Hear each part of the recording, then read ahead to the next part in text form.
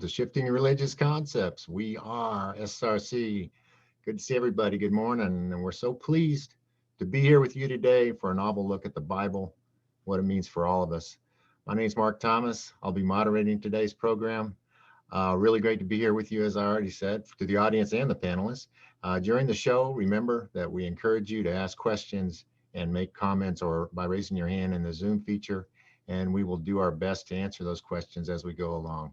So we got a lot of ground to cover today, so we're going to kind of do an abbreviated introduction to our panel, featuring Anala D, Archie Sanders, who's not here today, but we're going to mention Archie anyway, we're thinking of him, Dr. Kedar Griffo, Tamisha Burgess, and Lavelle Rouser.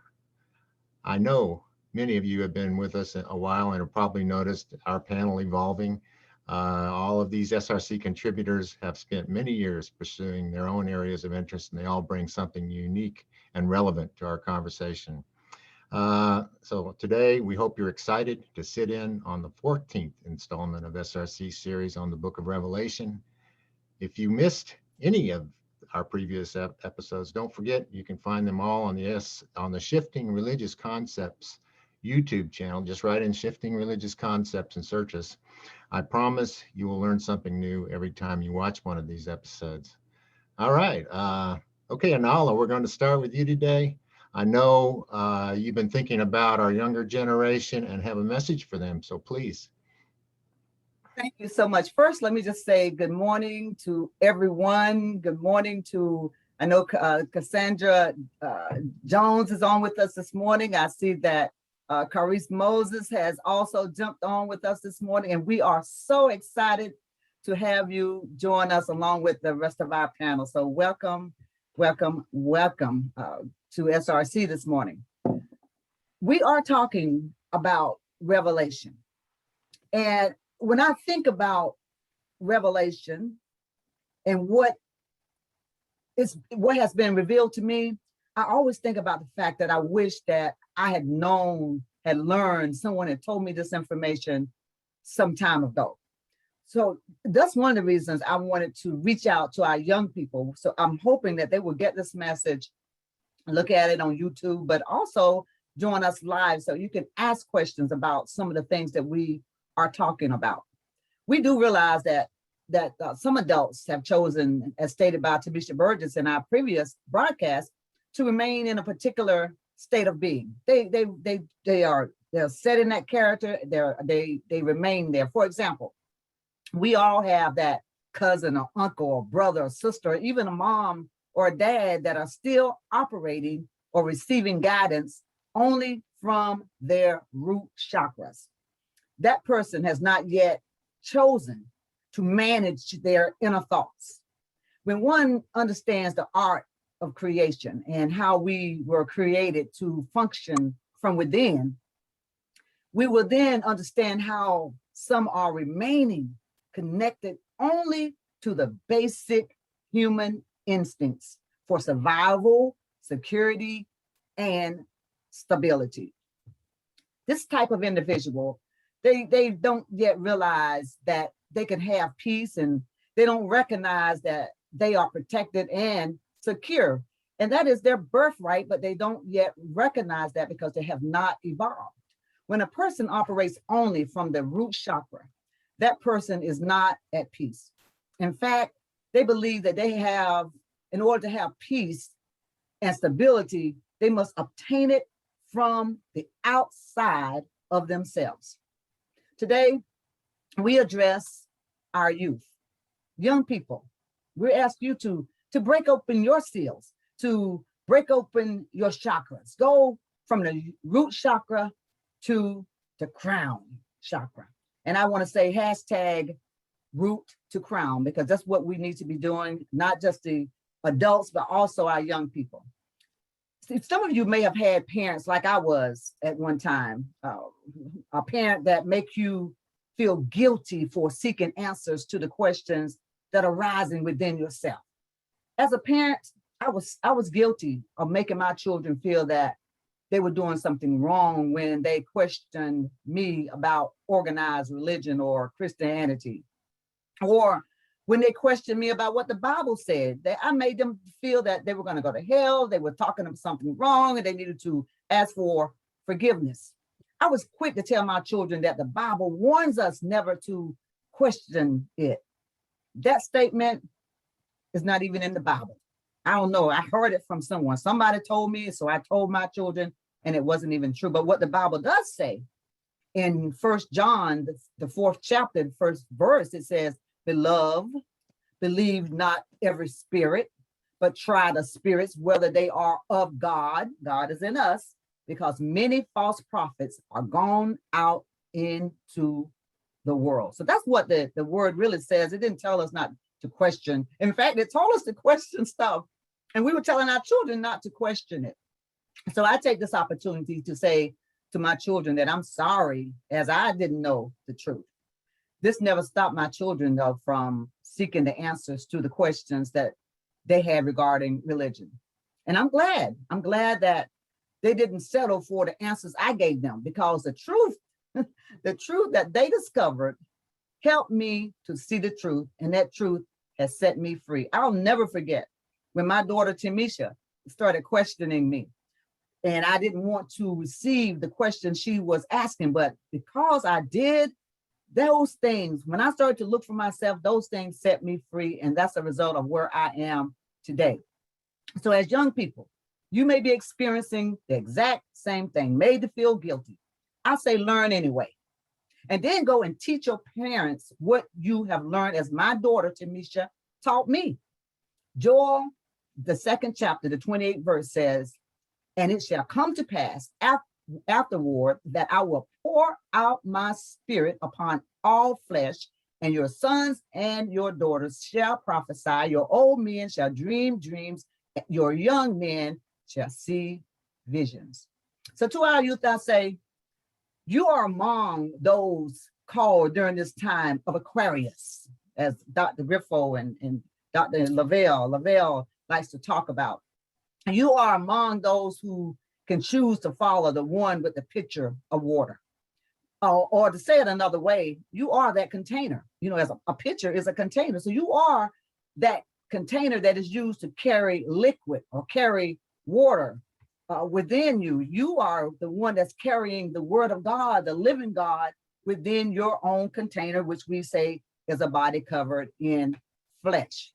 So use that liquid that you carry within yourself, within that container, to form mental images of what you desire to see in your world. We know that liquid or water is composed of molecules that move freely among themselves, and they don't separate like gas does. And then we know that molecules are a group of atoms bonded together. Our bodies are the containers. Our bodies are those atoms that are bonded together. And we also understand that the liquid forms into the shape of the container. So you can choose the shape of your container by unlocking each of your seals. Again, from the root to the crown chakra. Now, finally, in our past constellations, we were in Pisces. Dr. Griffo talks about that a lot. We were like fish at that time, caught in the net of illusions of what this worldly system wanted us to see, and what the worldly system said that we were. And like fish, we were snared in the system's net. In the net that I'm talking about, we were snared in that net of the credit bait, the bait of the marketing agents, the religious bait, and the list just goes on and on and on. As like fish, we saw that little wiggly thing on the end of a hook, and we believed that it was something good. As a result, we were caught in the net because we were taught the same message as our parents and as our grandparents. Our parents did nothing wrong. They were caught in the net too. Young people, I'm asking you today to think about this. Get out of the net. Those who remain in the net will continue to experience established illusions of the past that today becomes the present. Break those chakra seals When you do that, you're going to, and then start with the root and move all the way to the crown. And when you do that, you will experience your highest intention, your highest consciousness. You will have the ability to release what no longer serves you. And you will find stillness or peace in all that you do. You'll be able to say for truly and for surely, I am complete and one with the divine energy. Then when they deliver you up as they did me in the courts, or when some officer stop you, you will be able to know this for sure. And this is what Matthew 10:19 says. It says, you will take no thought how or what ye shall speak, for it shall be given you in that same hour what you shall speak. For it is not yet ye, it's not you who's speaking, but the Spirit of God that lives inside of you, or I say the universal creator within you that is speaking for you. Young people, the power is within you, just like the adults. The adults don't have just the power within them. You have the power within you as well. And my hope is that all of our young people will learn what we here at our SRC now know as adults. We didn't know this when we were growing up either, but we know it now. We know this to be the truth. And it's the truth that we're teaching right now that will help to set you free. Thank you. Hey, that was a very powerful message. Thank you, and all that was because we are in chapter 7, but I'm going to just talk for a second on chapter 6, where the amazing process of opening the seals begins, each in its turn. We know these are our human chakra.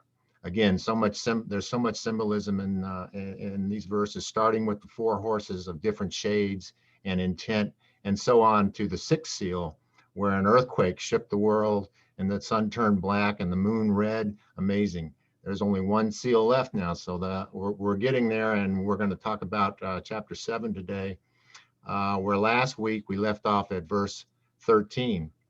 Dr. Griffo, I found this verse to be interesting because it starts off as a sort of a conversation between one of the elders at the ceremony and the storyteller of Revelations, who we think of as Paul or Apollonius. So now, why would one of the elders ask Paul about those in the white robes? Is he talking to himself?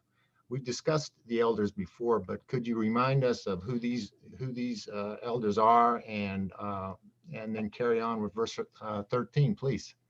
Sure. Good morning, everyone.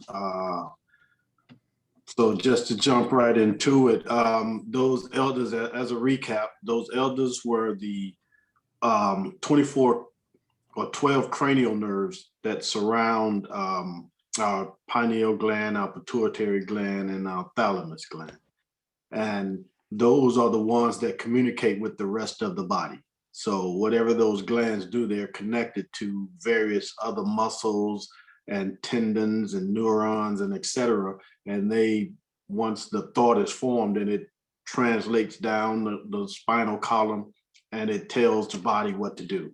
So this is what you're dealing with when you're dealing with these 12, 24 elders speaking and asking John or Apollonius, because if you remember, when you first started out with Revelation, it started with John bowing down in front of the angel. But so this is the conversation that's being carried on when he's asking him, we're in 13, correct? And one of the elders answered, saying unto me, who are these that are arrayed in white robes, and whence came they? So as we've said in previous episodes, the white robes represent purity. If you go through all ancient cultures, the real Rastafarians wear white robes. Anybody that has followed Ifa, the religion of the West Africans in Nigeria, or not religion, but the spiritual practice, they practice Ifa, they wear all white. Muslims, when they go to Hajj, they put on all white. Excuse me. So look at the Egyptian walls, they have all whites. Even the Egyptian city, Memphis, meant white walls. The pyramids were encased in white because white symbolizes that last stage of consciousness as you go through the process of alchemy. Again, starting with the black, excuse me, y'all, the black, and then you would put the fire to it and turning it red. And then once the fire consumes what is ever at the base, you're left with the white ashes. So then this is where the white came to symbolize that you burn your desires, and now you have cleansed yourself in the quote unquote blood of the Lamb.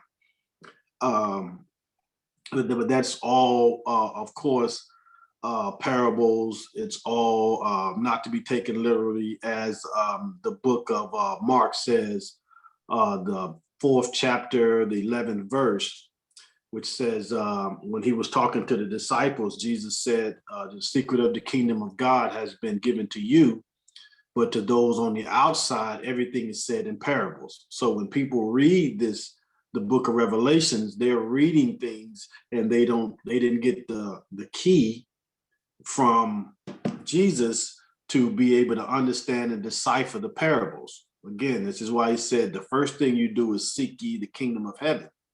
And then once you seek the kingdom of heaven, the way to seek the kingdom of heaven, he said, was to go inside. So then once these people start to go inside and do the shadow work is basically purging all of the negative things about you that you know.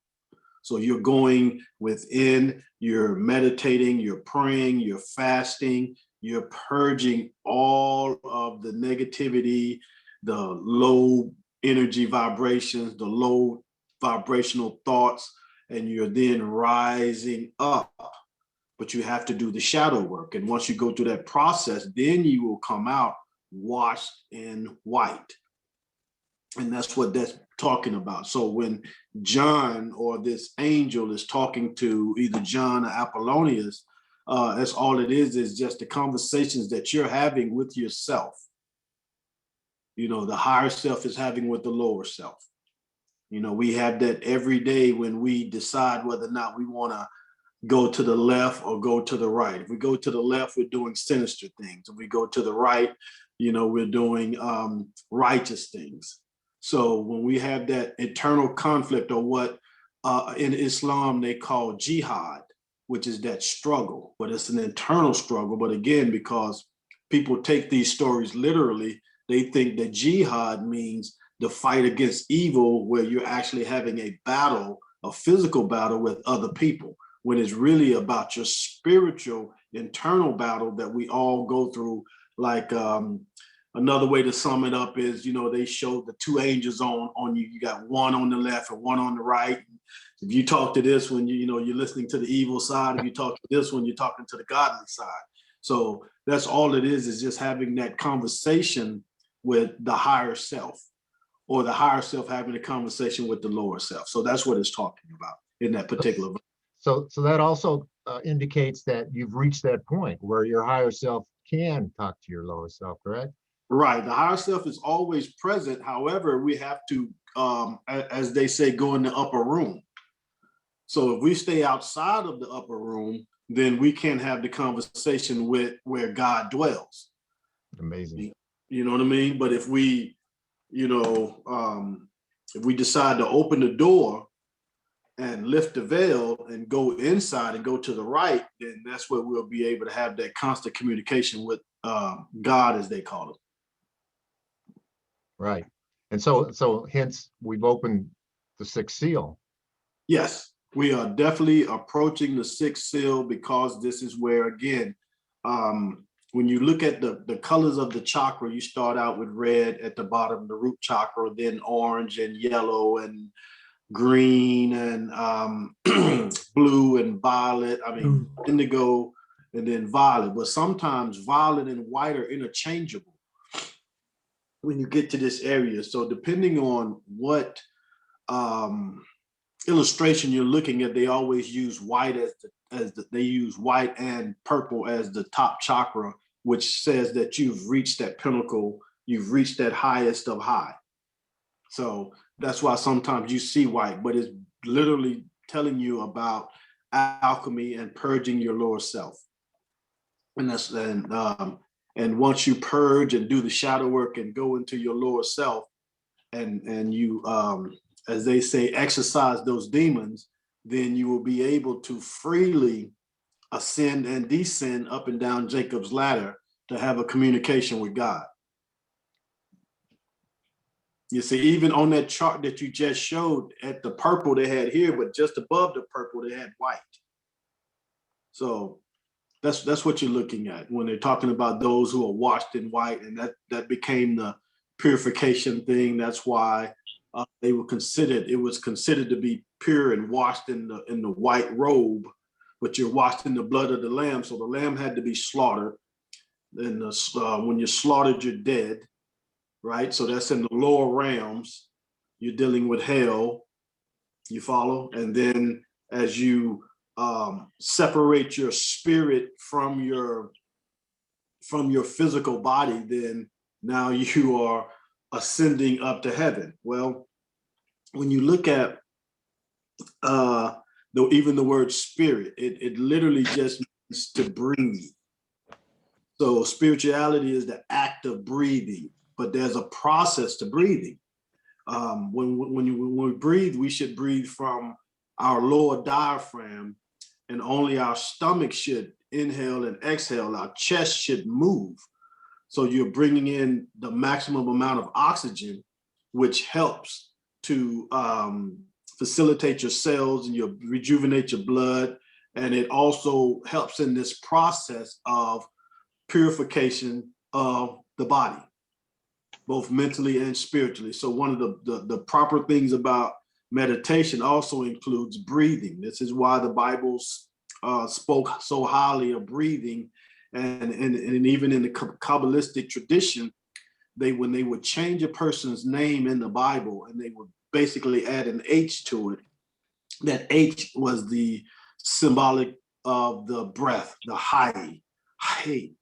And that is one of the letters in the word Yahweh, of course, one of the four elements, one being wind. The Hay represented the wind. Brother Lavelle, I see you have a question. Yeah, the whole concept with the breathing, that's exactly true and correct. I just wanted to piggyback on that because many times people have a misunderstanding when they say spiritual. You know, they think it's something nebulous, but it has to do with the breath.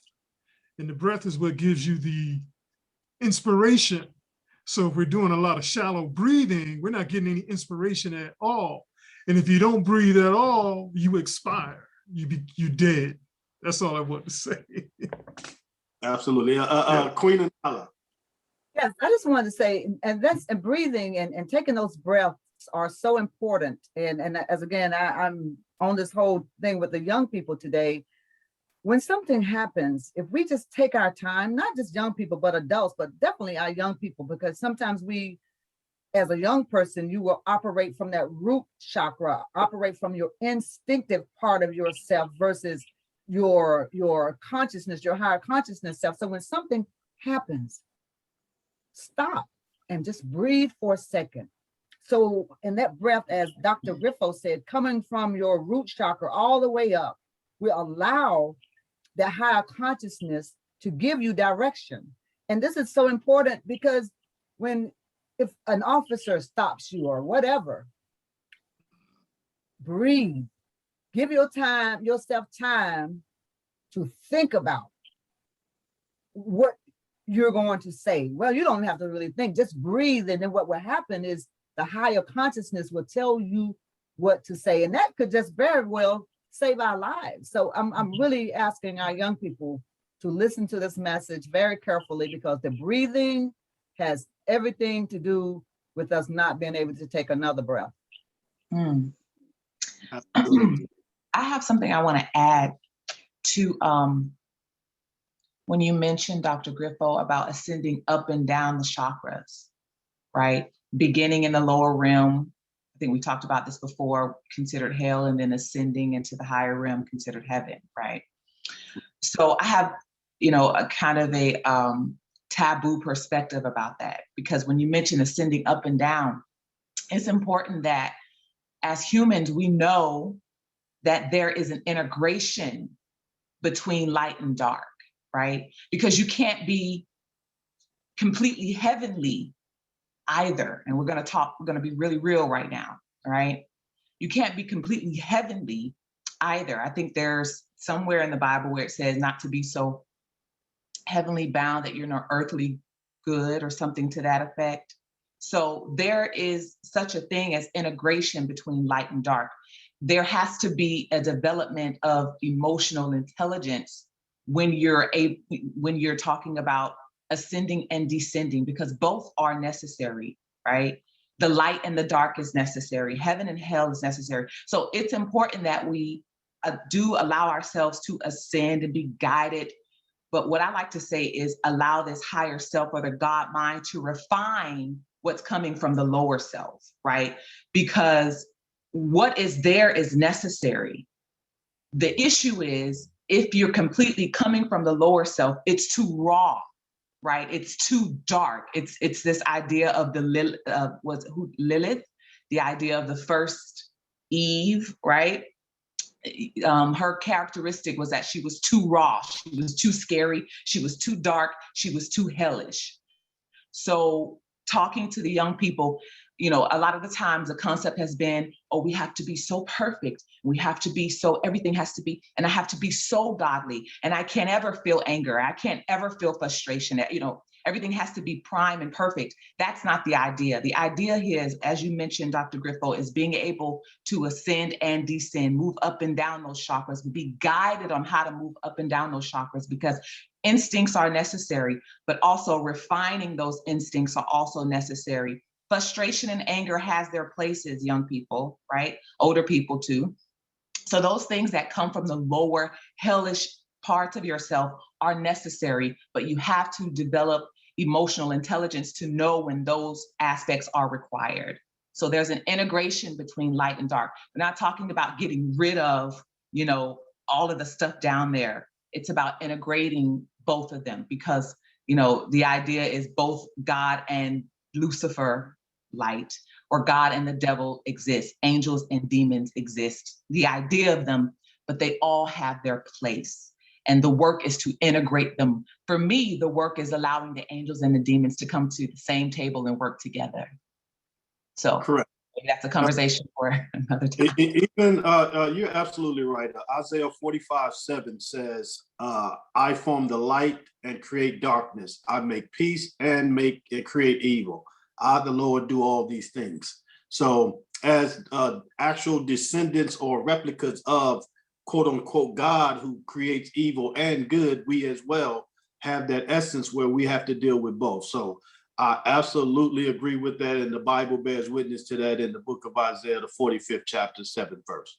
So absolutely. Okay. Where are we? Okay, so we're on 14, right? And I said unto him, Sir, thou knowest, and he said to me, these are they which came out of great tribulation and have washed their robes and made them white in the blood of the Lamb. So again, we just went over that previously about the process of how they got the white robes.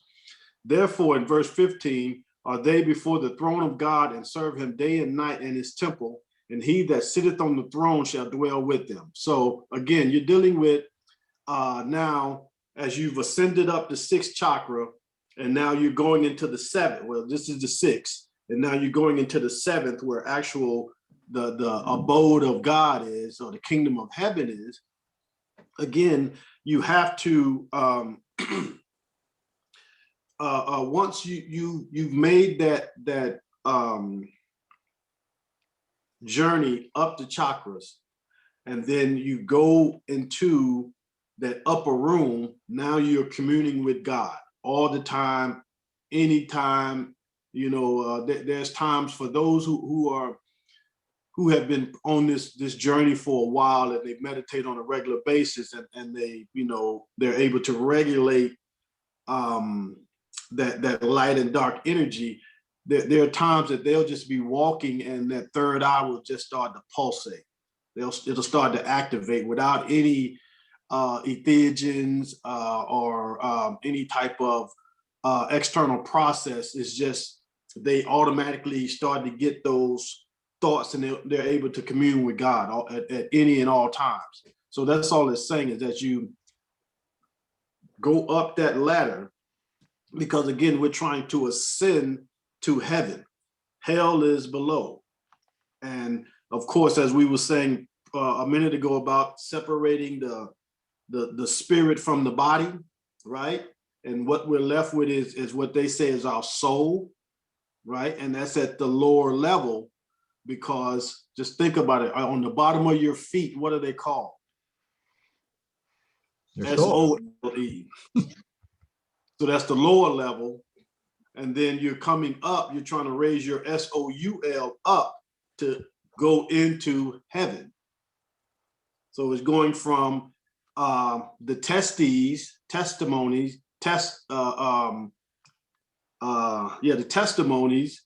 to where it's revealed, or revelations. So this is the revelation that's coming up here. And then you have to have the testimony, and you have to make the oath. This is why Abraham, when he was sending his children, he was looking for wives for his children. He made one of his servants put his hand under his thigh. You know, they're not going to come out and explicitly tell you that, but what it was is, in that ancient tradition, a man had to put his hand on another man's phallus and make an oath. And so this is where this concept came from. So when the Bible talks about he put his hand on his thigh, made him swear that he would go get his son a child, you know, but it's dealing with your lower region so you can rise up. Queen Anal, I see you have your hand raised. Yes, I just wanted to mention the fact that you talked about in chapter 15, you said, therefore are they before the throne of God and serve him day and night in his temple. So that just is back to Tamisha's point, and to your point too, Dr. Griffo, where we talked about the fact that we are not destroying those lower chakras, but they're being used. So when I read that, it gives me understanding, and to the point that you guys just made, that the root chakra, the solar plexus, and all those chakra levels are serving the higher chakra. They're still there serving and doing, because as Tamisha mentioned, and as you mentioned, we still need that instinctive part of us. We need to know when to run, and we need to know when to stay. We need that. So they are there serving, because you conquer. It's just like in some of the movies we watch, when someone goes in and conquer the land, now that those people in that land serve the conqueror. So that's the same thing that's happening here. Those lower chakras are now serving the highest chakra. That is so cool. Think about that. I'd like to add to that. Last year sometime I did a cast. I used to have this podcast called Phoenix Rising Exclusives, and I did a cast. It was called How to Employ Anxiety and Depression to Work for You. You just mentioned employ. And so basically I kind of touched on, you know, how these emotions can serve you. And I referenced, I forget who it was in the Bible who ran into the caves and was bent over and looked like a beast and grew long claws. I forget, he was running from some people and ran into a cave. And so I used this old, you know, religious pictorial of this man all hairy and beastly and bent over. He was literally in the shape of a stool. And so when I looked at that, the revelation that came to me was, this is how we employ these lower energies. It literally, they can bend over for you, and you kind of can use them as stepping tools to ascend into your higher self. That's what they're there for. So you're absolutely right about employing. Yeah, and again, we have to look at, you know, that process of alchemy is always present. You have to have that base in order to purge. You have to have the earth, and then you have to have the water. Then you have to have the air, and then the fire purges it. So if you follow the Bible, you'll see that the first man was from the what? Earth. And then the next most notable figure in the Bible dealt with water, who was Noah. You follow? And then Jesus was caught in the air, because he's going to be raptured in the air. And then what he says in the book of Acts, the 2nd chapter, he says that when they get the gift of speaking in tongues, they're going to have fire over their head. So it's giving you the 4 steps that you must go through to purge yourself as you're going through this process. But you can't get to the highest realm with fire if you don't have the earth. If you are not born of the earth and then baptized in the water, and then once you're raised up out of the water, then you got to start to fly up into the air, and then you will actually receive the real baptism of fire, which will purge everything. And now you're washed in white, and now you're pure. And that's how it goes. You're Yes. not talking about being baptized in like where they take you out there and dip you in the pool and things like that, right? Okay, just want to make sure for our audience. The thing about the fire is that we've been taught to avoid hell. True. We've been taught to avoid that. It was just to stay in this water-based Christ, Piscean fish, you know, the water element. People are afraid or been taught to fear the fire. And Right. so that alchemizing can never happen for some. True. But I mean, like I said, the lifestyle of human beings goes through those four chambers. Yes. When a man and a woman get together, that's the earth aspect. And then once the child is conceived, it's in the water. And then once the child breaks the water and comes, and now he's living in the air, the atmosphere. And as he purges himself, now he's with the fire. So we all go through it on a physical level, but we must also now start to learn to go through it on a metaphysical and a spiritual level. Yeah. You know what I mean? People, So don't be afraid of the fire, people. Because you've already gone through it on the physical side, just got to go through it on the mental side now. That's I love that. Yes.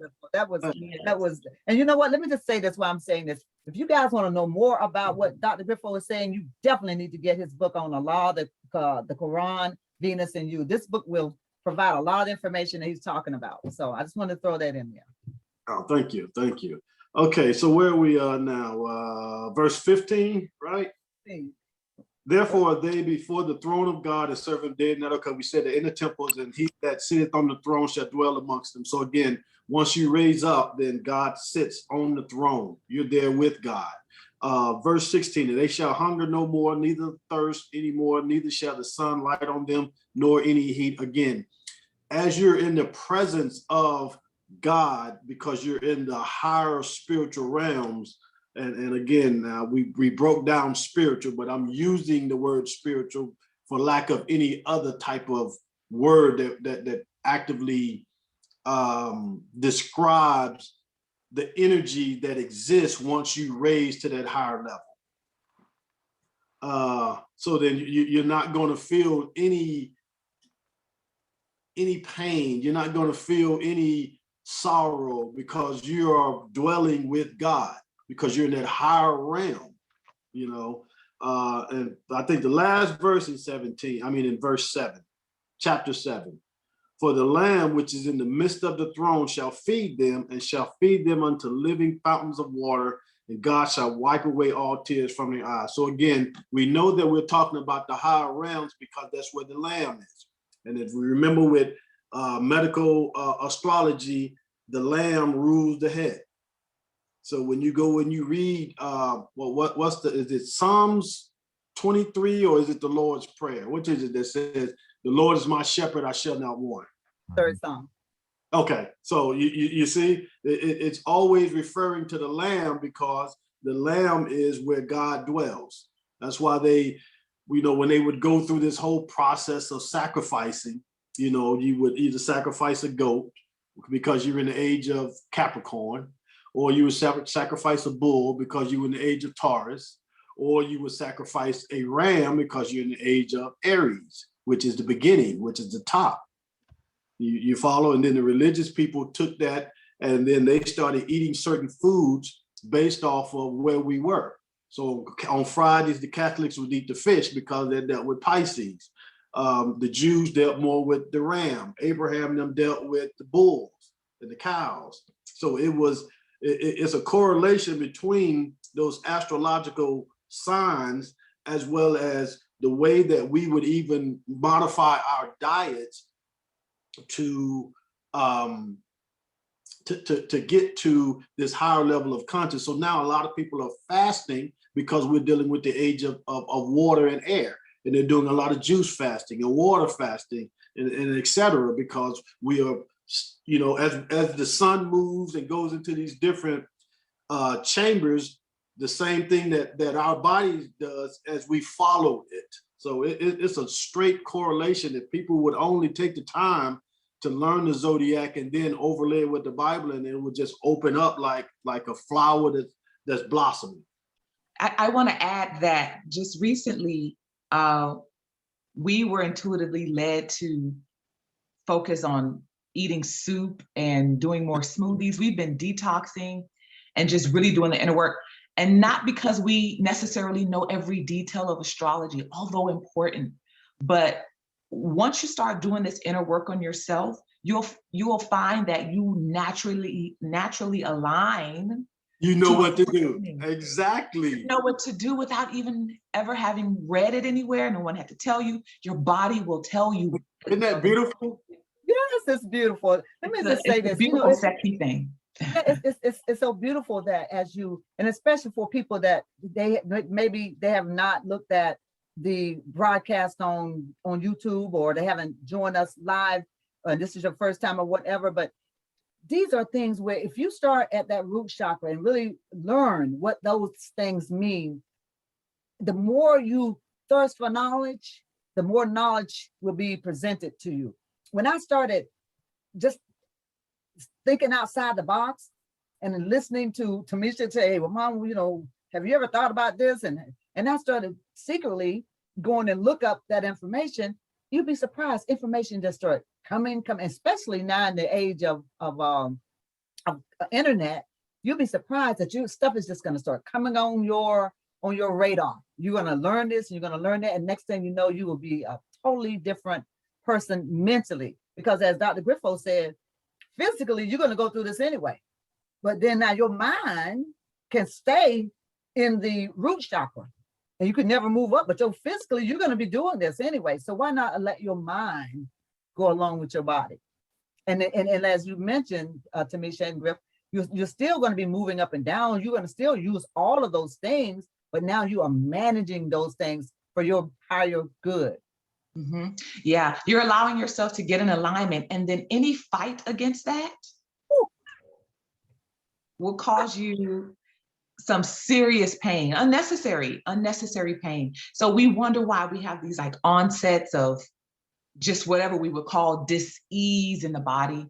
It's because we fight against this natural astrological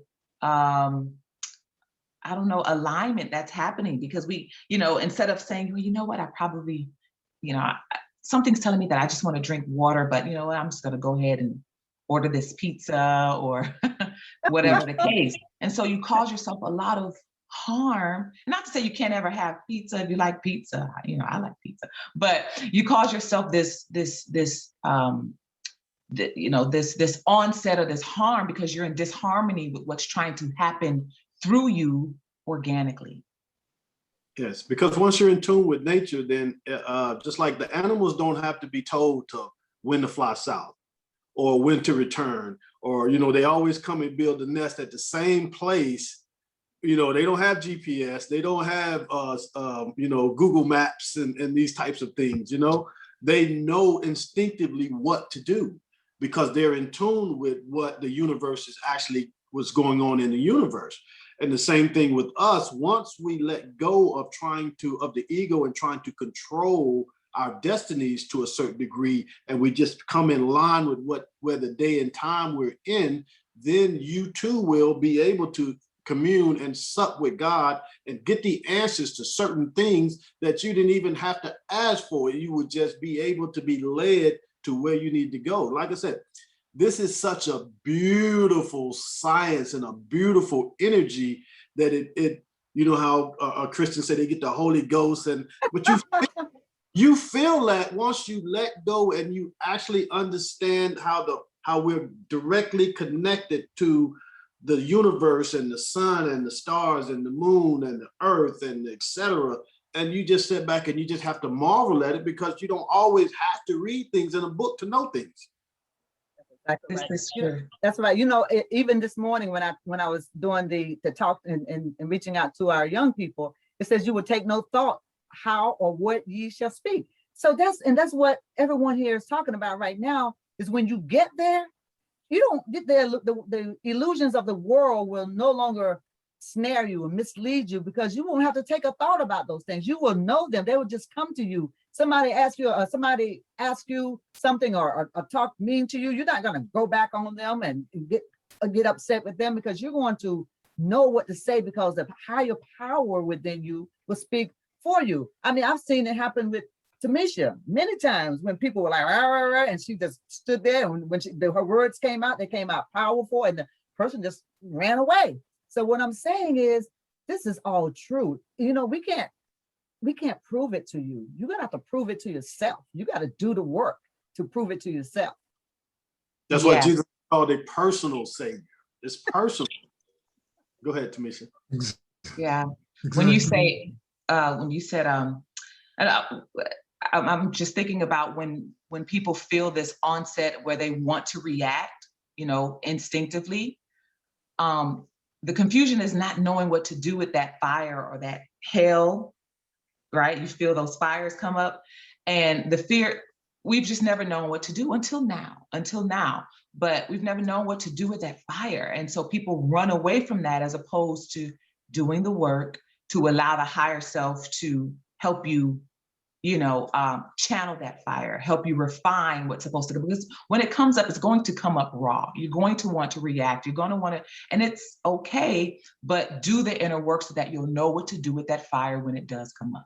I know for those who have been watching all of the episodes, you know, we keep going over the same things over and over and over and over again. However, once you understand the Bible, you'll see that it's doing the same thing. It's going through the same things over and over and over again. You're talking about the 4 elements. You're talking about the 7 chakras. You're talking about purging your lower nature to get to the higher level and the higher vibrations. It's all saying the same thing over and over and over again. So don't try not to look at us as saying the same things, but the Bible is saying it, but it's saying it in different ways, the same thing over and over and over again. Because again, when you look at the name Adam, it means of the earth. And then, like I said, you're dealing with Noah, who's with the water. And then you're dealing with Jesus, who was sit up in the air. And then he said that after he leaves, that the Holy Ghost is going to come with fire. So it's all of the same thing. You just have to take it slow and do your due diligence, and you'll be able to see it the way that we see it, because it's so easy to see once you actually break it down, you know. And in that book that you mentioned, you know, I tried to simplify it to the best of my ability, even though I know a lot of people are not familiar with Islam. You know, there's still so many similarities between Islam and Christianity and Judaism that it's just a difference in the names that you're really dealing with. But for those other individuals who have the God, the Bible, I'm working on revising that book and adding even more information on it based off of these conversations that we're having on shifting religious concepts. So once that's ready, then I'll let y'all know, but it's going to be a little thicker and definitely have some of these great conversations that we're having right now. Ask Brother Lavelle about the number 7. I know we don't have a lot of time, but could you talk to us about numerology as it relates to because I know we are opening that 7th crown now. So what is the significance of the number 7 as it relates to numerology, Brother Lavelle?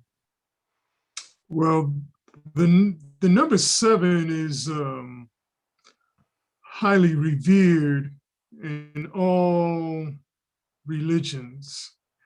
Number 7 is also considered a sacred number vibration.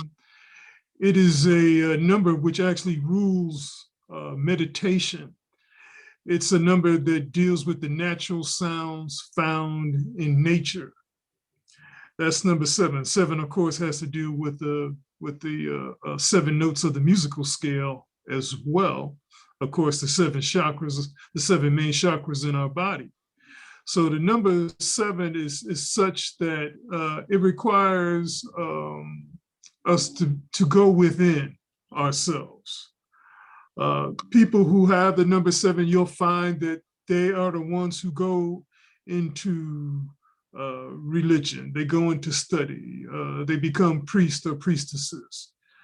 They tend to, children who have the number 7, they tend to be shy at first because they're constantly always in a mode of thinking, okay?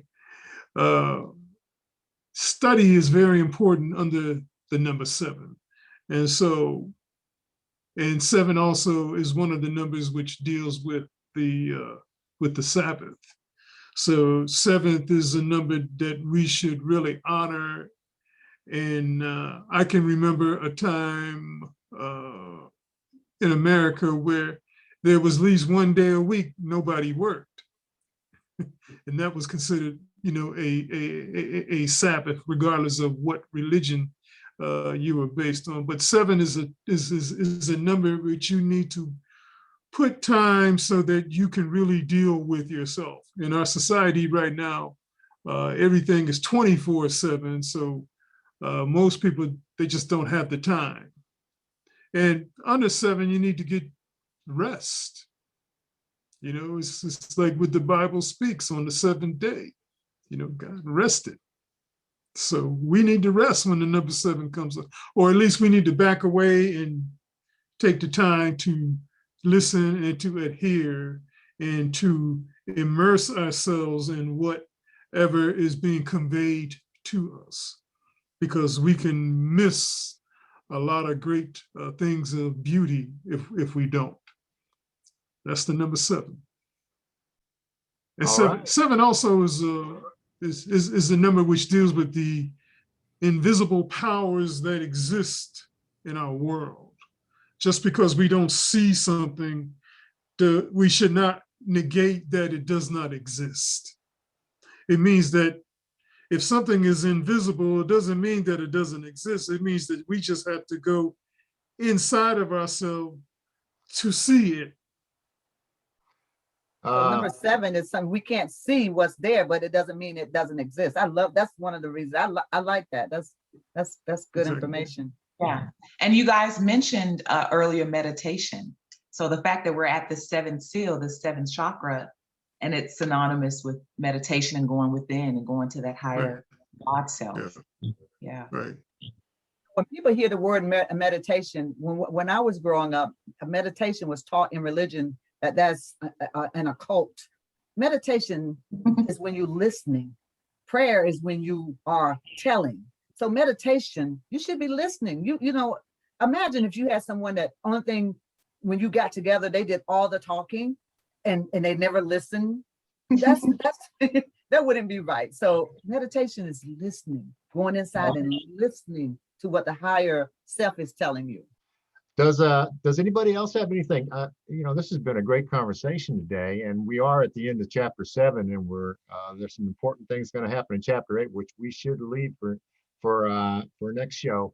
But I'm kind of, I mean, for myself, I mean, listening to y'all it is amazing. It's like Dr. Griffo says, you know, I mean, I have these wow moments from time to time. I always go back to one part of I believe it was chapter 5, where they talk about being worthy, the Lamb being worthy, and you guys remind me that being worthy doesn't just happen to you, that you have to become worthy. There's just so many wow moments in here where the symbolism is opened up, and I really am enjoying this. Anybody, anything else? I just want to say before is that Dr. Griffo mentioned that, you know, we go over things over and over, but let me tell you, that's how we learn, because you don't learn something you don't learn how to pass an exam by just studying one time. You study this thing over and over again till it gets inside of you so you can repeat it, whether you are going through whatever you're going through. You will know this information like the back of your hand, so nothing can move you. You won't be like some ship that's been tossed in the wind. You can stand your ground because you know who you are. You know what you are made of when you get this over and over and over again. So yes, you're gonna hear some things repeated.